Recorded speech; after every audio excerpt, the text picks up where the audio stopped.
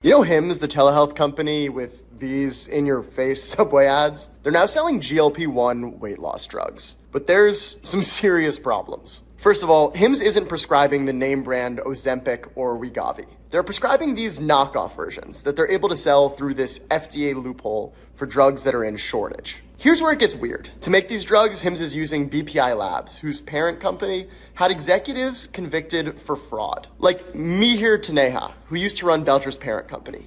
He spent 10 months in prison for what the Department of Justice called a nationwide telemedicine pharmacy healthcare fraud conspiracy. And get this, our investigation found that Hims is approving patients for these knockoff drugs, 100% of which are being made by Belcher, after just a 4-minute online survey.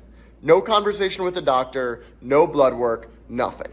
For drugs that aren't even as vetted as generics because they don't go through an FDA approval process. And yet, after you complete the survey, Hims is greenlighting prescriptions the same day. A Hunterbrook reporter received a prescription in under 15 minutes. I interviewed Dr. Angela Fitch, who called this the, quote, largest, uncontrolled, unconsented human experiment of our lifetime. And the consequences, they're already showing. One Reddit user reported that they, quote, felt like death in bed. I was too nauseous to even drive or walk to the mailbox. Another said, honestly, this was the worst experience ever. And I hope no one else has to go through that. These aren't isolated incidents. Between February 2019 and December 2023, the FDA received 352 adverse event reports related to knockoff GLP-1 drugs from a variety of sellers, including 4 deaths, according to a statement from Novo Nordisk. Speaking of which, Hims faces some legal risks. Pharmaceutical giants like Novo and Eli Lilly, the makers of the FDA-approved versions of GLP-1 drugs, they're aggressively suing the sellers of knockoff versions. They're accusing these companies of false advertising, trademark infringement, and the unlawful sales of non-FDA approved products. Hims seems to be skirting the line. Unlike some of these med spas, they do disclose that their drugs aren't FDA approved, but in tiny font, in the same color as the background of their ad. Seriously, can you read that disclaimer? Like, try to read it. This kind of advertising puts Hims in the crosshairs of Big Pharma.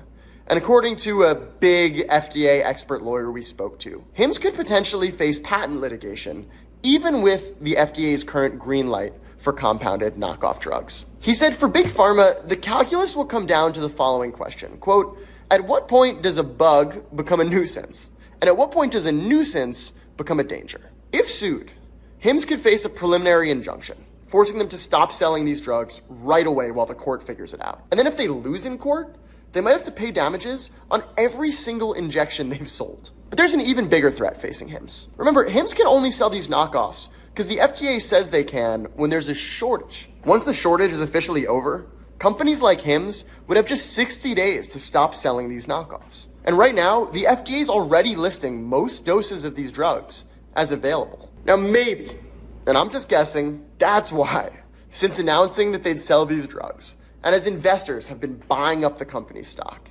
Hims executives, they've actually sold shares now worth more than $20 million. That includes millions worth of shares obtained through options that didn't expire until the 2030s, but that Hims execs decided to exercise now in 2024. And rather than hold on to the shares for 12 months, which could have led to a tax break, Hims execs, including the chief legal officer, have been selling these shares immediately. That's not what usually happens when your executive team believes in your business plan. Now look, I actually buy that Hims can sell a ton of these GLP-1 drugs in like the next few weeks, especially given how easy it is to purchase them on their website.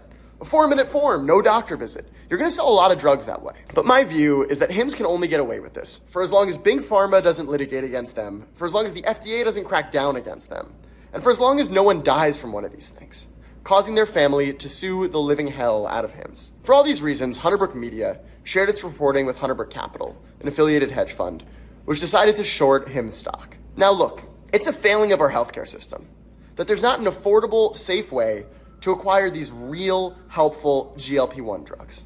And I hope that Novo and Lilly increase production and slash prices. But in the meantime, I just don't think the answer is Americans shooting up a medication from a dick pill company, produced by another company with, well, let's just say, a questionable history.